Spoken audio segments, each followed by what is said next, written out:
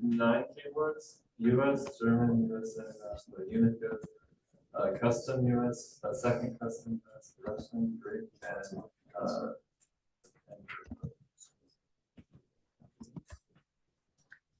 okay, I assume we're ready to go. Apologize for the delay.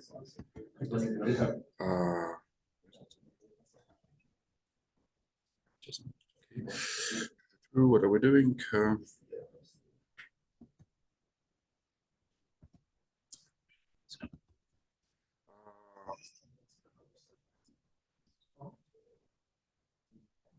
Okay, so a quick recap of where we are. So, but again, just to be serious, so how many people did not submit yet homework and need time? So Dominic is the only one, but maybe there will be some people on okay, question. Any feedback about the homework? Was it hard, medium, easy-ish? What do you want more? More coding?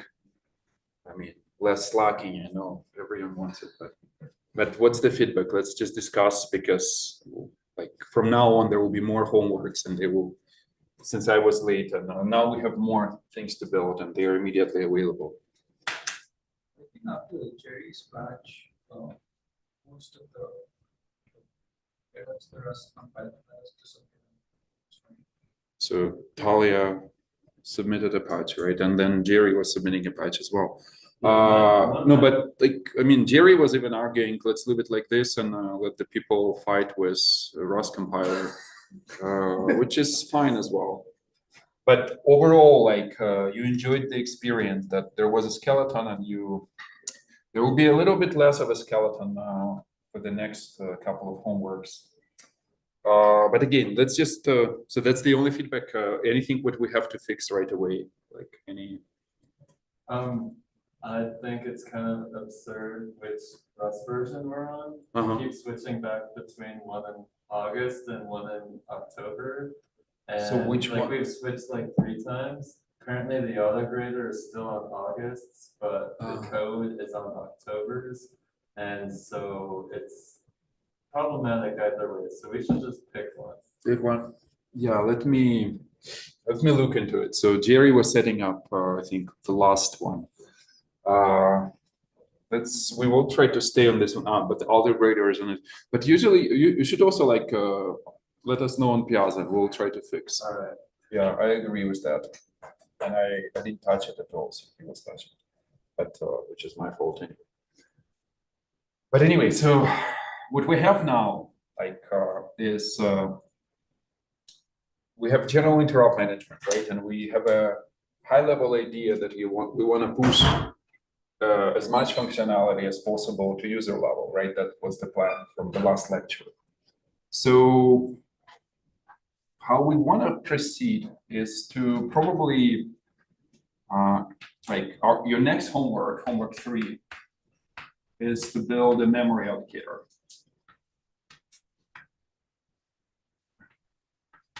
And we can use it in two different ways. One, we can finally use box and allocate objects in the kernel itself. But second, we can allocate pages. So kind of we can do alloc page, and it will give us a 4 kilobyte page, right? And that will allow us to build a user address space, right? If I ask you a question, are we clear on how to build an allocator? We talked about it, but it's been a while, so maybe like 3 weeks ago, maybe 3-4 weeks ago. Okay, let's do it quickly, and that's totally fine. Remember, we covered this complicated tower of those allocators, but the simplest, most direct way, which I will assign the homework. If this is your physical memory, actually, let me on purpose make it a little shorter to make sure that we have space to draw the virtual on top. Imagine we have some amount of max physical memory. And if this is 0, right? So can you guys see even? Probably can. Do you see the board? Probably. And to set it up better, but I'm almost. There's a outlet over there. Outlet out with it. Right there. Oh, this one, yeah, sure.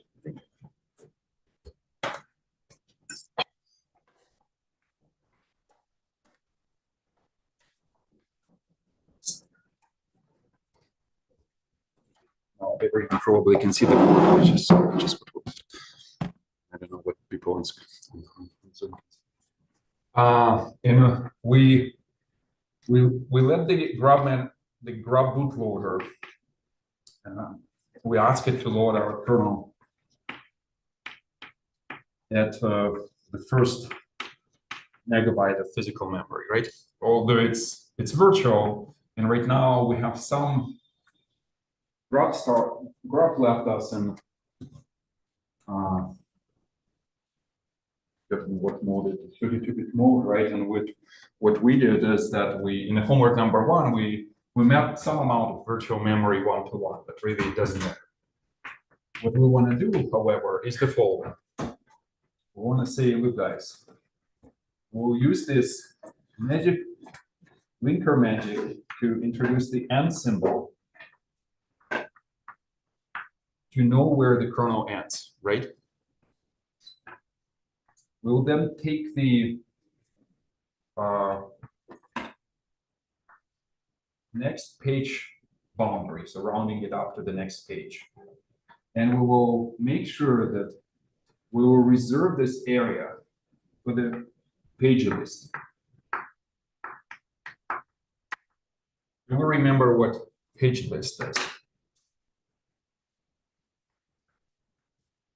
We were talking about it, but it was like roughly 3-4 weeks ago, so people probably don't remember. Not exactly. We will maintain both the list of free pages, but we also will maintain some metadata about everything else. So wait, Manvik, since you are on the spot, what is the page list in minutes? Or page array, if you like. So you should know the answer, right?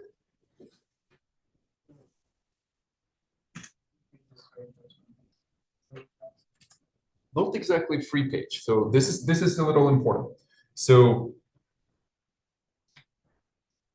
let's change the name to page array. It's a metadata array which describes the state of every page in a system, physical page, starting with page physical number 0, meaning that this element of the list represents the very first physical page in the system, right? This one. And going on up until some number, which allows us to represent max physical DFN, right? Agree? So the very last element of this list will describe the state of this last physical memory, right? There's a couple of interesting details here. So where do we get this max physical? Do we know? How do we know how much physical memory we have on the machine? I mentioned it a couple of times, but maybe it wasn't like, it was never concrete. You don't remember. Okay, so we get it from grub. There are multiple ways. I mean, grub really gets it from BIOS. BIOS queries the hardware. I don't know the protocol exactly. The easiest way is to get it from grub on boot. I forget exactly the layout of this data structure, but I will provide it in the homework. But essentially, just like gives you the overview of what's available. If this description becomes too complicated, then we can just fix some number. Like, and feel free to like do it in your homework. You say, look, I tried using grub, it didn't fly for me, so we'll just set it to whatever, some number. Let's say we'll pick the number, whatever, 1 gigabyte or whatever you feel like on your setup, right? But ideally, let's get it from grub. So that's also like that's an advantage of booting on top of grub. I'm pretty sure that if you boot on top of UEFI, you can get the same information, but I don't know how. So I don't know if any of you put it on top of UEFI, but graph gives it to you, right? So then what you do here, you say, look, somewhere in your main function, when you still initializing the kernel, you initialize the interrupt like GDT, IDT, like we did in the homework. Towards the end of this function, you say, look, I will try to allocate some memory for this page array. And specifically, it's completely unsafe and everything. You just say, look, give me the end symbol. I will round it up to the next page. Give me the number of available physical memory from graph, or if you can't use graph, from a constant which you want to support. And you say that, okay, look, you just simply type cost this address to page array, and you say that the page array is of size which matches the number of maximum physical pages, right? So the trick here is to use this and symbol to just dynamically allocate this array, right?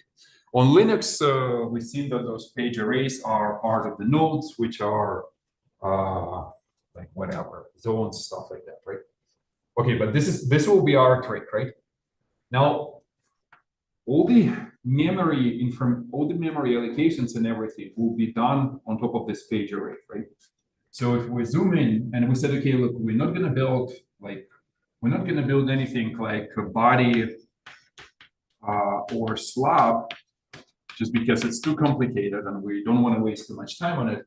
Instead, we will build a very simple allocator. So it will only allocate pages of two sizes, 4K or 2MB. 2MB will allow us to construct user address spaces which have super pages or pages of 2 megabytes, and 4K will be used for any object. So like, unfortunately, if you box any object which is smaller than 4K, you still will lose the full page, but that's okay. Okay, so now how we will want to do the allocation. So what we want to do is this: inside this array,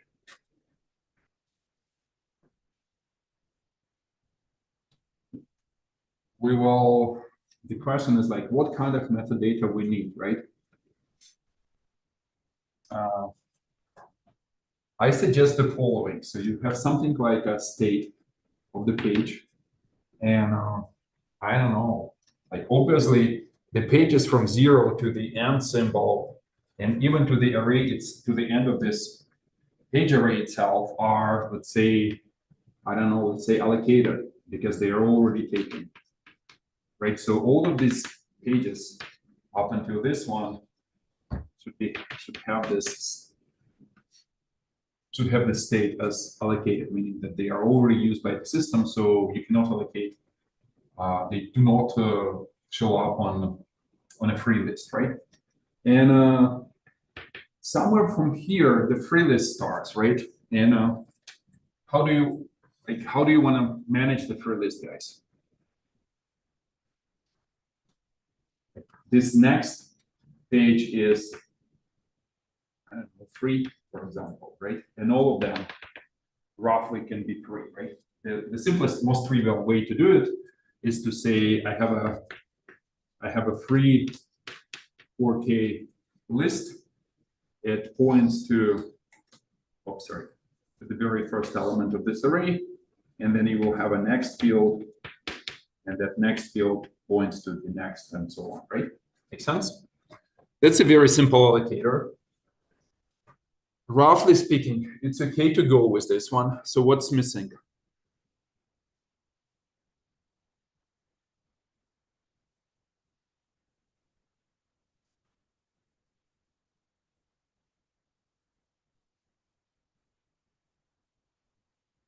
Do we need something for the buddy allocator to know how many adjacent free pages there are, so it can easily join them?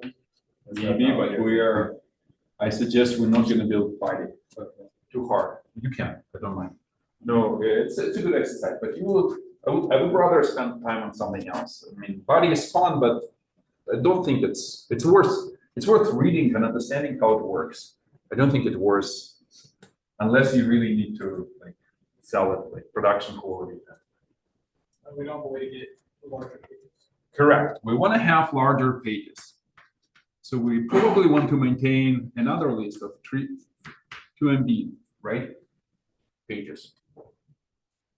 So how do we wanna combine these two lists?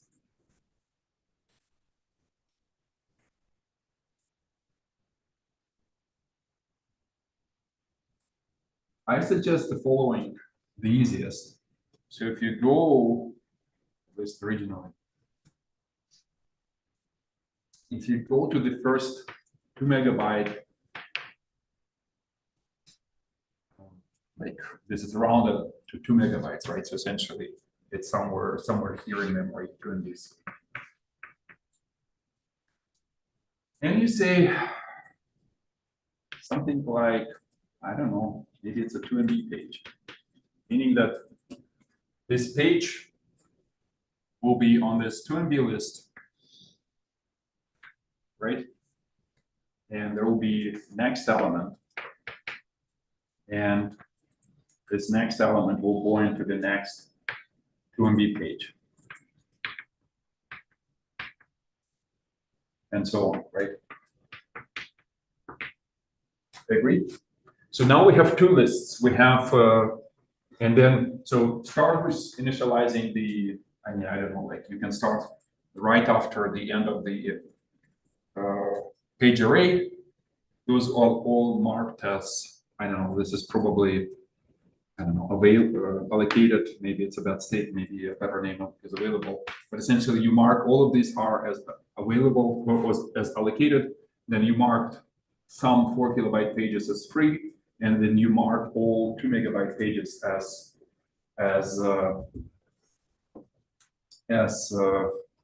3 2 megabyte pages, or you say 2 megabyte free. And then at the very end, you will have some more 4 kilobyte pages. It doesn't enter the 2 megabyte boundary, right? Makes sense? So this one will jump to here. So now we have 2 lists for K to MB, right? Not super hard. And now we need 2 operations. One operation which splits, like, I don't know, split 2 MB and then merge 2 MB. So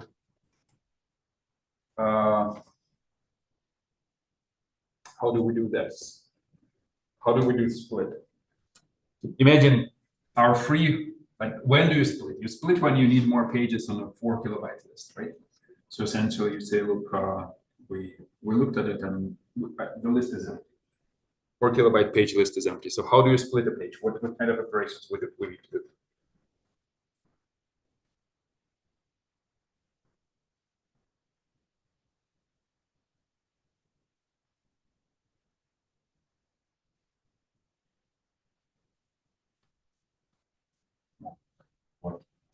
One probably put those pages on a 4 kilobyte page list, right? So we obviously take the 2 megabyte page off the list. So now this pointer changes, starts pointing to the next 2 megabyte page. Essentially, roughly speaking, the allocator itself allocates a 2 megabyte page itself and splits it into 4K pages, right? By roughly speaking, you can say, look, I can just add. I'm gonna add everything on a free list of 4 kilobyte pages. Agree? So essentially something like this pointer will be pointing to this page, right? Not super hard, okay, but let's account for the merge operation. So when do we want to merge? When do we want to invoke and essentially deallocate the 2 megabyte, deallocate, like ensure that all of these 4 kilobyte pages are free and can go back into a single 2 megabyte page. What if on the first page, the first 4K page of the 2 megabyte chunk, you also have a counter for how many 4K pages are allocated in there?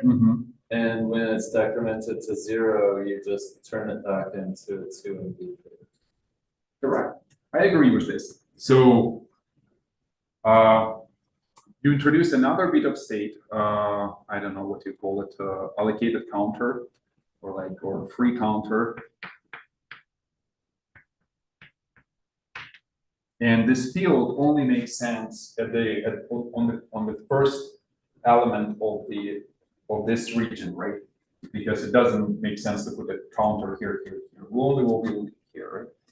And when we allocated the entire thing and did split, we said, okay, what is that, 512, right? Because there will be 512 4 kilobyte pages in 2 megabytes, right? And every time we allocate something from the list, we decrement this counter, saying it's like 1, 511, and so on. And every time we put like element back onto the list, we increment the counter, right? And if the counter goes back to 512, we say, oh, we can merge it back and put it back on the 2 megabyte list. Make sense? So let's just, one important detail here is how the allocation works, because when we will see a free method of a page, right, we need to convert it into the metadata element, right? So for example, this one.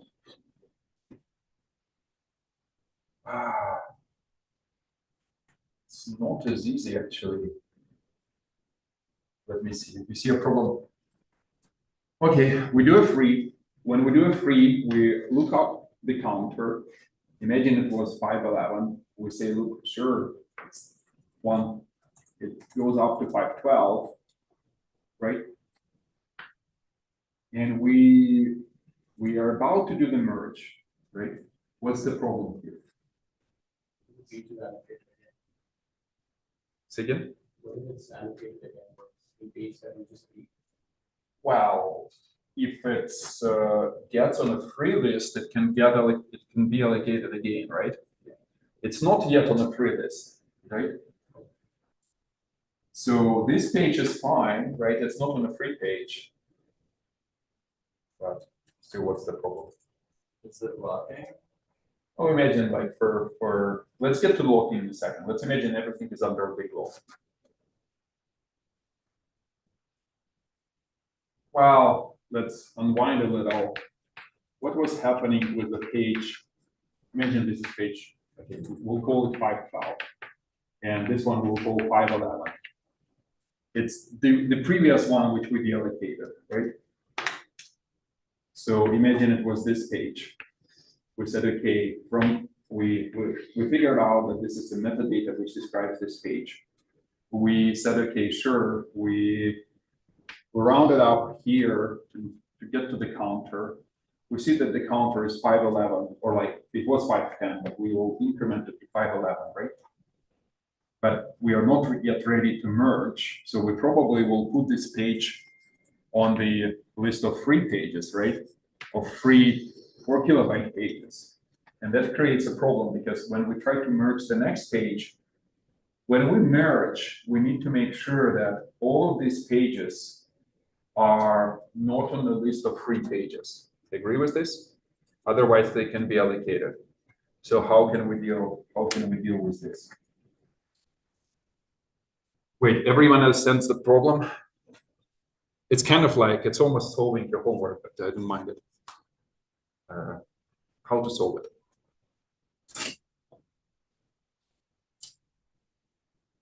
No, like we can scan the free list and remove one by one, all of those pages, right?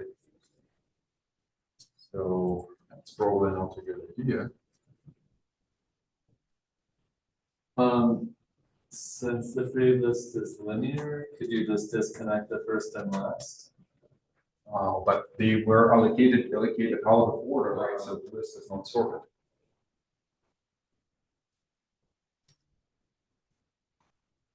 Let me draw you the list here. Like, despite the fact that we keep it as a list with this, I think it's called internal storage, but I don't know exactly. Imagine we have just a list of those. It's a list of free pages and so on, right? But one of them comes from here, one from there, different regions. So what's the trick which system designers do? I guess you could erase your first page and have it always allocated to the information so that when everything else is free. No, but we know that everything else is free. We know the counter. We just need to make sure that those pages, when we do merge, we need to remove them from the list of free pages, right? I mean, solution is easy. So like, I mean, algorithms is not my. You could possibly walk the 4K pages and then for each, take previous and next and point them to each other. Say again, what do you want to do? Not walking the free list. You're walking the 4K pages in the 2 meg region. For each, you take the 2 pointers and make them point to each other instead of through itself. Like you're removing each of the pages from the free list. Did that do it? Maybe you're trying to say either the same what I was thinking or something or a similar trick, but it's easier for me to explain it the way I mean, logically, the free list is this, right? If we can keep a pointer, I mean, I don't know, like, I don't know what to call it. Let's say pointer to the list element, right? Element.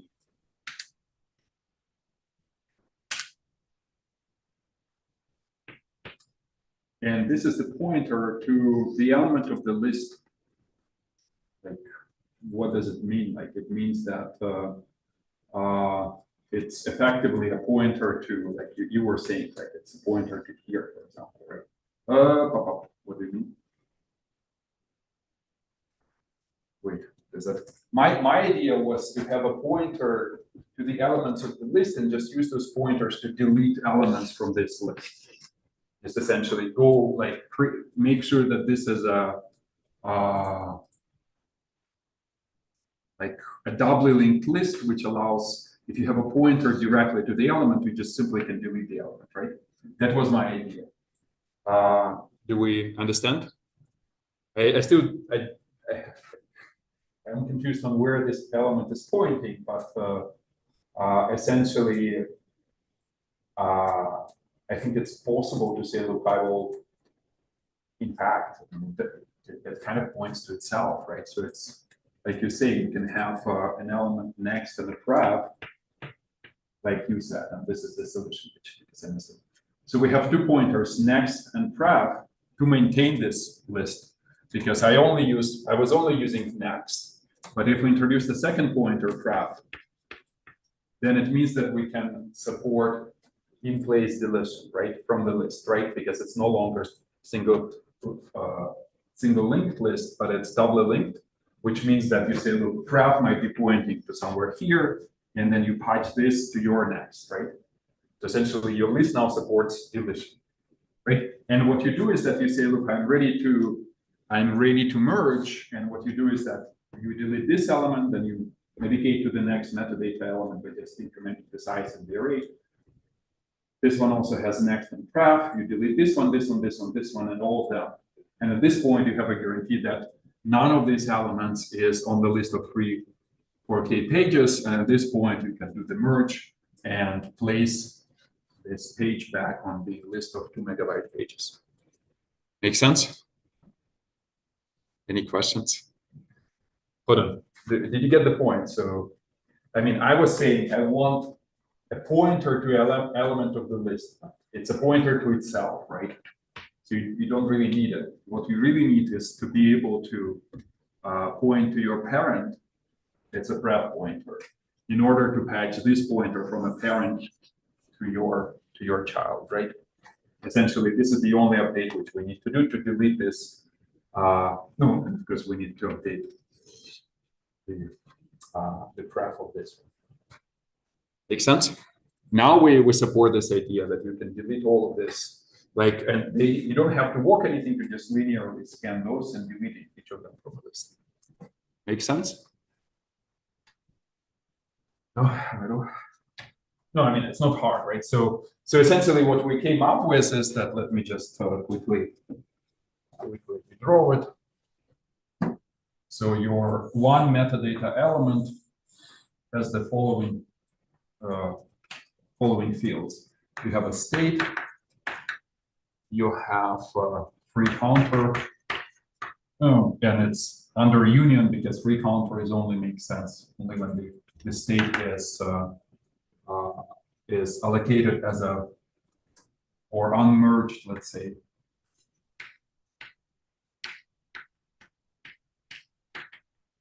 Free counter to merge, and then a next graph fields to implement deletion.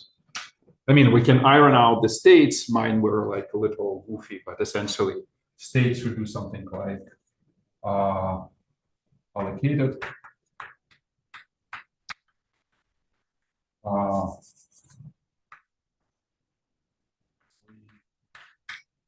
Okay, to MB, and then the moment you allocate,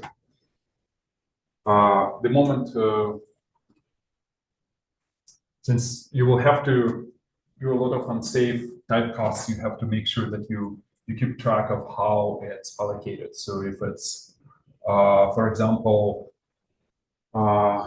if it's essentially we have to think of how the merged and unmerged states work. But I mean, I don't think it's super hard, so I don't want to spend too much time. Do we understand it? Do we need to spend time on this, or probably not? Okay, now, okay, allocator. That was a refresher. I mean, we never discussed this allocator at this level of details. I was thinking just writing the homework assignment. Hopefully, you can figure it out. We can only, we probably should only figure out the states at this point, right? This makes sense? Last question, which Talia was mentioning, is locking. So how do we want to implement locking for this? And we can do with some naive scheme and a more advanced scheme.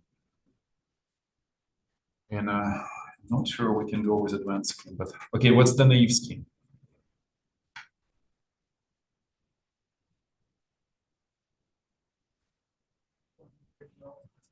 One big log, I agree. So essentially, every time a thread or allocator from any threads tries to allocate anything, acquires a one big log.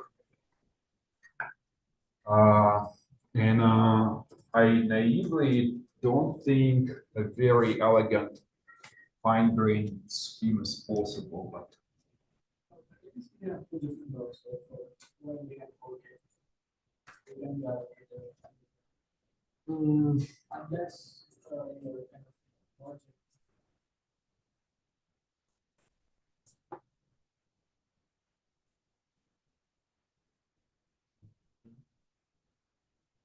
okay, no, like again, just for the sake of systems exercise, and if someone like asks you and start grilling you on some kind of a big company interview and says, okay, can you come up with a scheme? I mean, they say big log is clearly a bottleneck because every time you allocate a page, everything, the rest of the system is stalled as long as something else wants to allocate a page. So how to avoid a big log?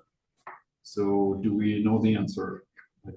I came up with an answer. I mean, I mentioned it in the past as well. Was our earlier solution to partition the pages into different free lists, and you have a log per free list? Maybe it's one per CPU and a log per CPU. And that's specifically what I was heading to as well. So if we kind of claim that majority of the allocations are 4 kilobyte size, then we can say, look, we will maintain per CPU list of 3 pages, right? Which means that okay, let me redraw it. Like, let me leave it here.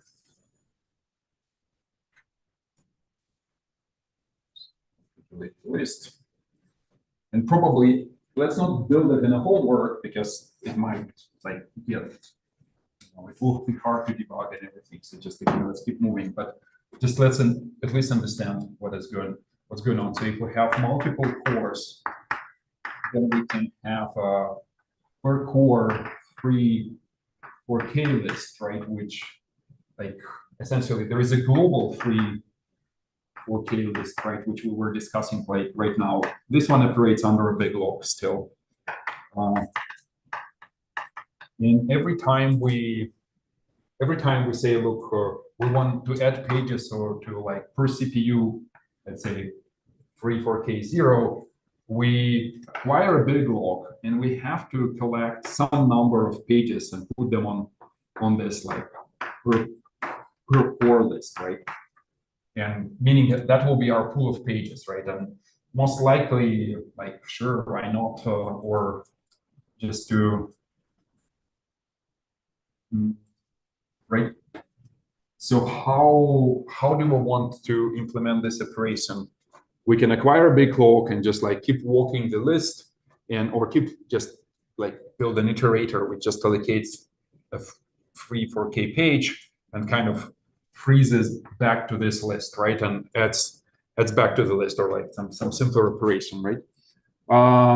Is that the best way to go? It's a reasonable way to go, but we will be holding a big log for a while if we're spinning here in an iterator saying that I want to maybe like 128 4K pages as a batch. How can we optimize on this?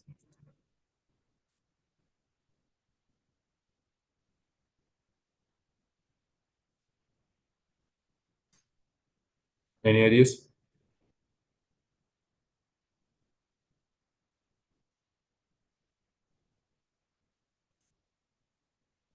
I mean, I have an idea. I just don't think it's worth kind of exploring it right now. It would just, again, take us too far away from what we want to build. The idea is to kind of like imagine you have just a list of, imagine this is your one global 4K list, right? And imagine you say you have something like a partition pointer, and you say that the partition is of some specific size, let's say 128 elements for the sake of it. And partition pointer points to the element of the list which is beginning of the next 128 chunk, right?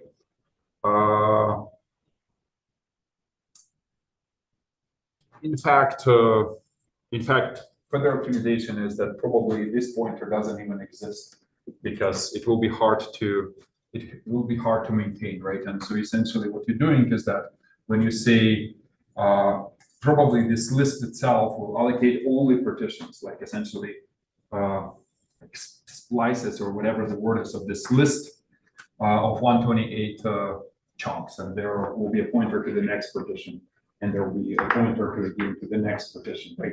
So there is no way to allocate one single element from this global list. You can only allocate a chunk of 128, right? This, however, allows us to like just update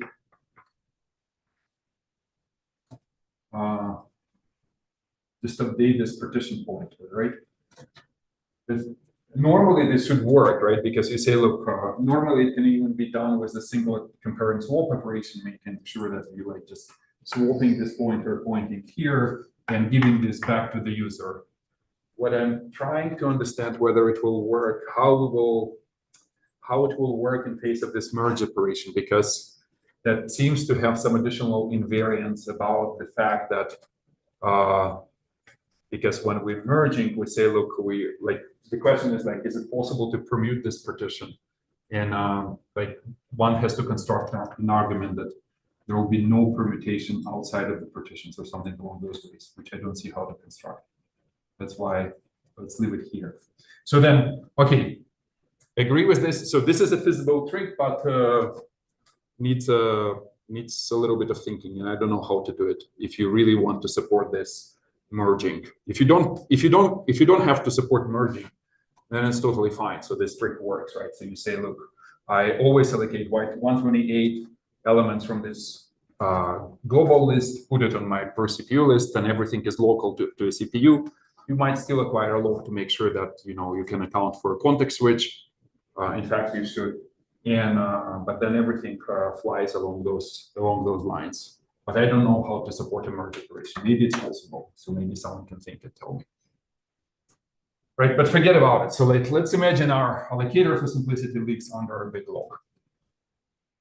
Good, then we're done with the allocator, right? And the only thing which is left, it's not very hard to make sure that Rust integrates, like this allocator integrates with box. So Rust provides a good way to do this. Very easy. You just declare a couple of functions you implement, and then essentially your box starts working. Although internally it just allocates a page, not a smaller object. Okay, this is clear. So good. So this is homework 3, essentially, kind of. Now you have to code it up, and I don't have an implementation for this list. So I mean I do, but it's actually kind of ugly. So probably not worth it. But maybe I will provide some templates. But you have to code it. Okay. Question. Just curious, do we have to implement this allocator using a list? As opposed to what? I was thinking this would be a bitmap, map like all the things. Right. So you can, but Well, the performance is not that good. But well, performance sucks because you have to start scanning. And I would say let's do the linked list. I mean, linked lists are, in this implementation, there will be a lot of unsafe, right? Because, first of all, it's even double linked list. Either you will rely on some Rust macros, but I would rather say build your own. Just use unsafe. Second, conversions by looking at the state. You should convert to a specific type, saying, okay, what is my view? Is it do I see the counter? Do I don't see the counter? I think it's a reasonable design point between a very naive implementation like a bitmap and a more advanced implementation like body. So I would rather do this, right? And be happy.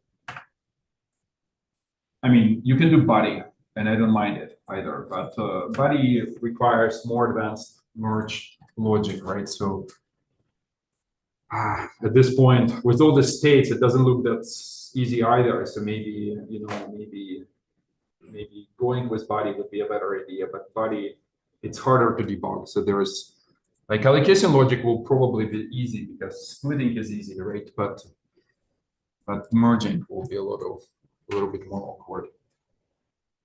So let's just build this one. If you absolutely we'll probably have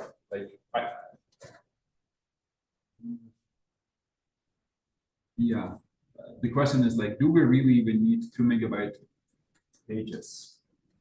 Only for specific device drivers, which require allocation of specific consecutive pages. We can deal with it, but let's just build it. Okay, this is good. I will think about how merge, and you should think about it as well. How one can make a merge more concurrent, but I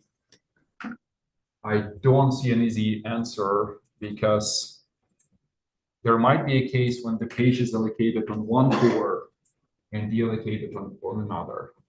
I think, because the migrated execution of a process, stuff like that. So that there will be a ton of corner cases. I don't know how to build it either. Okay, so we got the allocator. So our next thing is that the moment you can allocate pages, you can start building page tables, right? So, and let's do it, right? So our next, obviously, goal is to build a very first abstraction of a process, right? And so we can have a process as a data structure, like a proc, and it can have a list of threads, T1 and T0 maybe, P1, and so on. Threads are threads of execution which share the same address space, meaning that the process will have a pointer to the page table, right? That's the page table. And essentially, roughly speaking, how we want to think about everything is that if you have a microkernel, you will have a, let's say, on a schedule, you might have a list of threads like 0 to something from different processes, right? And of course, each thread will have an associated process, P0, and this process will have a page table which allows you to implement an address space in which maybe like 2 threads are running. I don't know, P0 and let's say P1, right? Those can be scheduled on 2 different CPUs. Right now, we haven't booted into SMP, but we're close. So like 2 CPUs, those can run in parallel. So we need to support LB flush, stuff like that. Our goal today is quickly construct this address space. So how do we do it?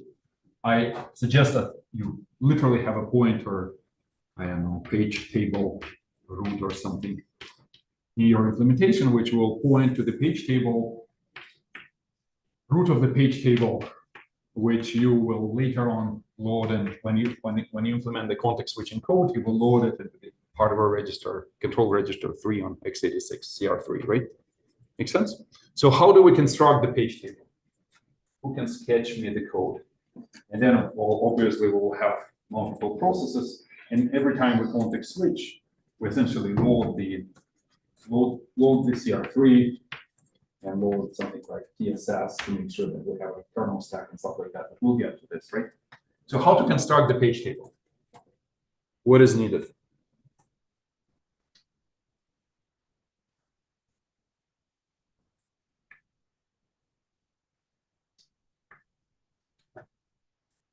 Jesus, no sleeping. Sleeping was full break. Daniel?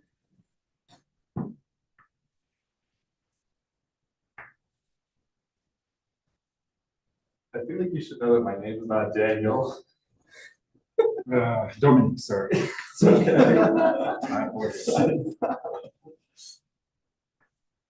Right.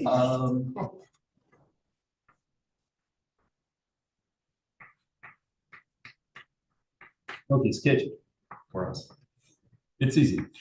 So right now we have a kernel. We have this and symbol. We have this page list. And we have max physical.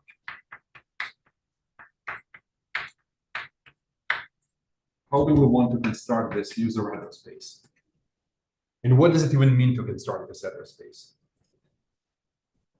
It should be a mapping from the everything past your page array. For it maps like virtual address space to physical address space. Correct, roughly, but why do you think plus the page array? Well, everything before the page array is owned by the kernel. Right, but for example, when you execute a syscall, like imagine you exited the user level, you executed a syscall, drove back into the kernel calls like a page alloc. Page alloc obviously has to touch on this metadata which sits right here, right? This array which we just discussed. So if we want to update any of these elements, they have to be mapped, right? Yeah. So this definitely has to be mapped as well, right? And I mean, I'm using you, I put you on the spot, but I really just wanted this discussion so any of you could trigger it. So this has to be mapped because we want to write into it, right? It has to be mapped with kernel-only privileges, right? So only ring 0 can write into it, right? Not ring user, not ring 3, right? But it has to be mapped. Just is this argument clear that when you get back with a syscall, you would like to touch these pages, right? Yeah. moreover, the very first instruction which you execute in ring 0, the very first function instruction of a syscall will probably be somewhere in the kernel code section. So this also has to be mapped. I don't know about this region because maybe, well, we do write serial line and stuff like that. So probably this one has to be mapped as well, right? So probably the idea is that everything from 0 to some address should be mapped 1-to-1, meaning that this page maps exactly to this one physical, right? With kernel privileges. Do you agree with this? It makes sense, right? Everyone agrees. It's kind of important, right? So, right? Makes sense? At what point we can start mapping pages which are ring 3?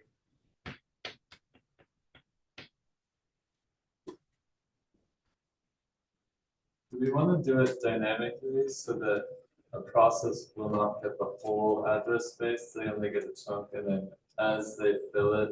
Yeah, for sure. Yeah.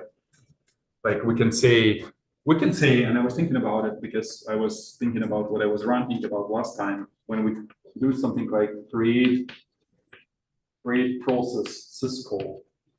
We can say that okay, the way it works, and I was trying to explain it last time, but maybe I failed. So essentially, one of these calls create call. And what it means is that a new address space will be created. And as an argument, we can pass like essentially binary of a child, meaning that you say, look, I will pass you a pointer to this binary. Maybe I will pass a start address as well. My goal here is to avoid implementing linker and loader in the kernel, just to keep the microkernel simpler. The partial reason, because if I want to do formal verification on the microkernel, verifying the loader is a whole level of complexity. So let's just don't do this. So what I simply want to do is that I say, look, I take a pointer to this block, and I say maybe I want to map it as a specific error in this address space, right, in a child. And then I take a size, right, size. And then magically only this region is mapped first and nothing else is mapped. And the microkernel will not, it will not try to parse this block, it will just simply copy it forward. And then it's up to, maybe I will say something instruction pointer as well, and the expectation that the child pass the block which can start running. That's the simplest way to create a child, I think. Because I had some different protocols, but I think this one is the simpler. Like we just microkernel just if we implement static linking, that simply we say we link everything to run an address, whatever, I don't know, some XYZ, and we set the instruction pointer at the entry point of the program, and this thread which is created as part of this process. Create process will internally create a thread, will start running, and everything will go. We don't even have to do any elf loading or linking.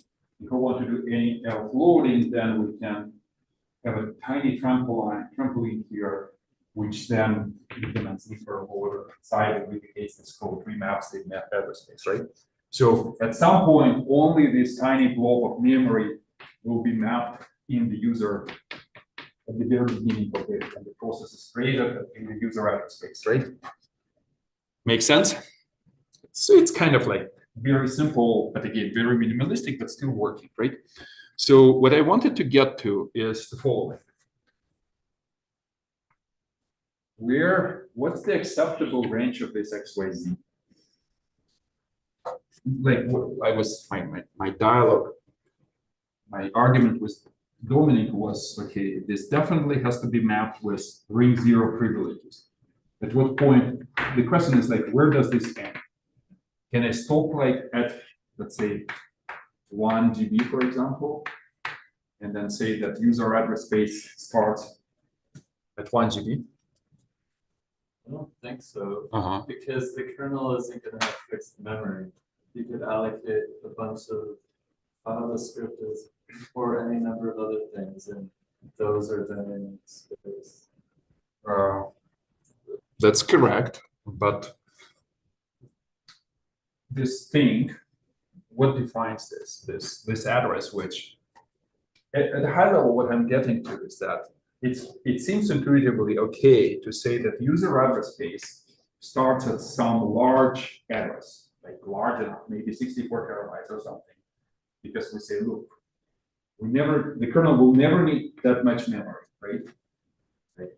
And that's okay. That's okay argument, like gigabytes or terabytes or whatever. 64 gigabytes is not enough. Let's say, like terabytes are supported, right? So we have large address spaces, right? So I don't know, 6 TB, for example. So how to choose this constant? Can we choose it less random than just like large enough? What's the logic? Which logic is involved into choosing this constant?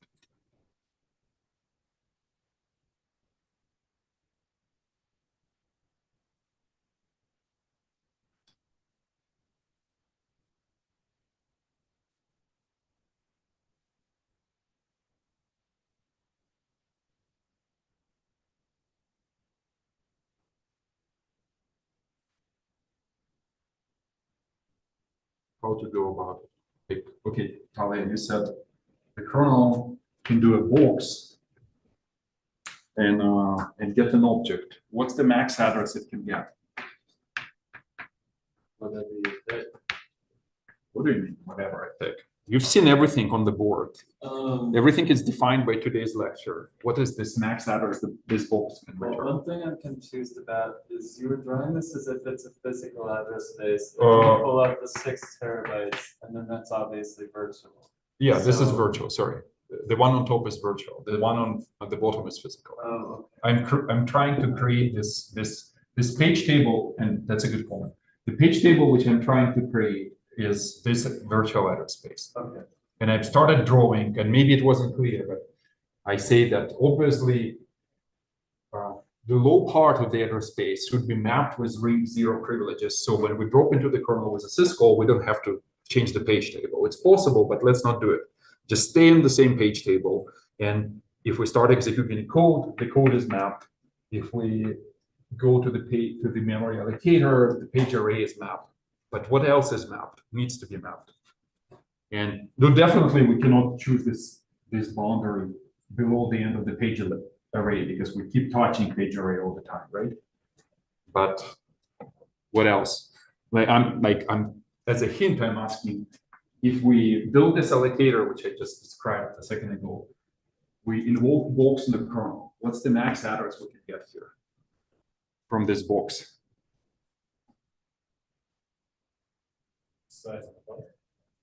Size of a pointer? No, hold on, don't get confused. Like, of course, yes, but if our allocator is correct, right? If it's incorrect, then it can return the max size of a pointer.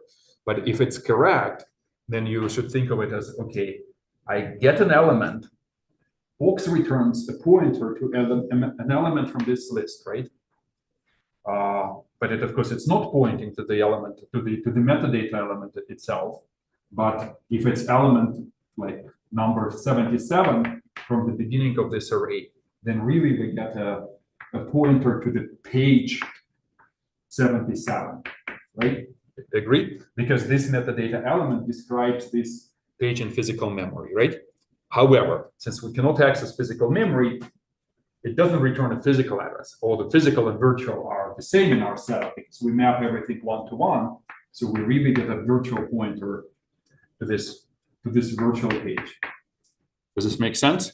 Actually, it's a very good question or a very, very good way to go about it. Do we agree that this makes sense? Like, as a kernel designer, you really should think of what, like, okay, when you run on top of STD and you say, I trust the allocator, it's a black box, I don't even know what's going on. The box can return anything, and maybe the answer can return the maximum pointer is a good first approximation. But since we built the box, we know what it returns. We just built it, right? So then what's this max address here? Could it be the max physical address? And then you have kernel and user allocations interleaved. And Correct. you use the protection mechanism to keep it safe. Correct. So the the very max address which we can get is the pointer to the very last physical page which we support, right? You agree with this?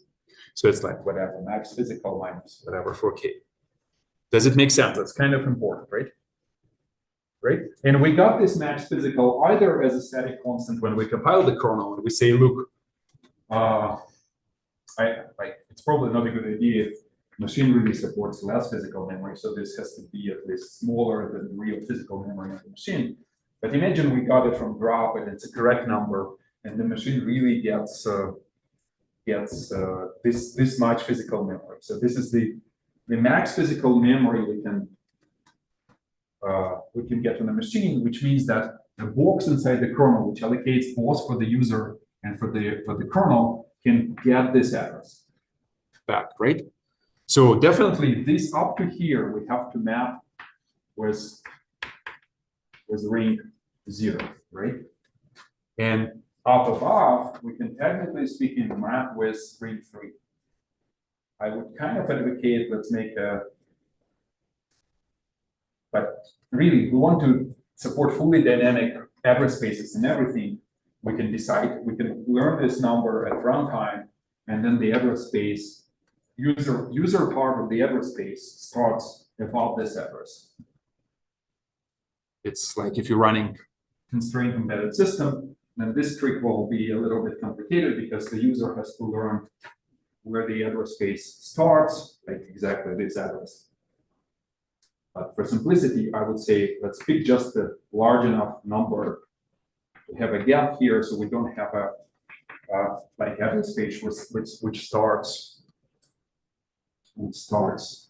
at a different address. So it will be easier to debug. So let's drive something like 128 terabytes, and we say, look, guys, we know that modern machines do not support this. Whatever when we run a graph, we can check that whatever graph returns is less than 128 terabytes, right? And then the user part of this address space starts from 128, but really we know for sure that we just chose this number based on this logic, but we really can choose it above the max physical. So aren't there some systems where they say any pointer that has the high bit set is pointing to ring 0 memory? Would that work as a trick separating the two instead of 128 terabytes? Say again, what is this trick? I think ARM does this. When you have the high bit of a pointer set, it's kernel memory. When it's unset, it's user memory. Does that work here? I'm not sure, because you cannot enforce this bit in any of the pointers, and you cannot really. But you can, like roughly speaking, if we pick a constant at some point, there will be one set, right? So you know for sure that it's kernel. Like logically, yes, I agree. I maybe point into an article or like a page of spec, and I will try to understand what they mean. But like obviously, right? If you have like if you do any cut of any other space in like in the power of 2 chunks, and then there will be one, which means that it's kernel. Right? But in our case, it's inverted, right? Because normally people say that the kernel memory lives above the user. In our case, user memory is about the kernel. And that's to simplify. Do you understand that we did this trick? So it's to avoid remapping this with the shift like x6 was doing. It's just simpler to have one-to-one mapping here. And just say that user memory starts above. So essentially this one will actually means that it's user. Sense?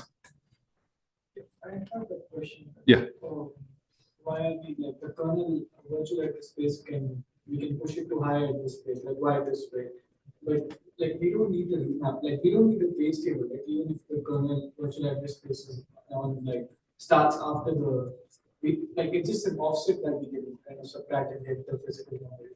Hold on. For what? For like in our case, the kernel virtual address space is starting from 0, right? yeah, mapping one-to-one. Mapping one-to-one. But even if it is starting after the user, we don't need a page table to map to physical memory. Right? No. You always need a page table. Like the moment you enable paging, the CPU will always try to go through the paging mechanism.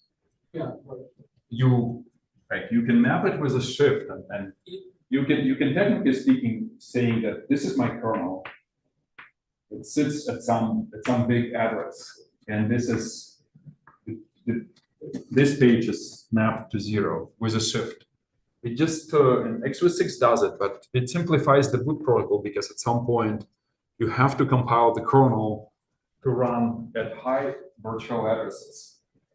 But you will execute a small trampoline code, which kind of like subtracts the shift, and then it only like works for a little bit, and then it switches, and then it just complicates boot a little. So x86 does it. So, but I don't think there is a real reason to do this, and that's why I decided that this is not needed. So let's just keep it at the higher addresses.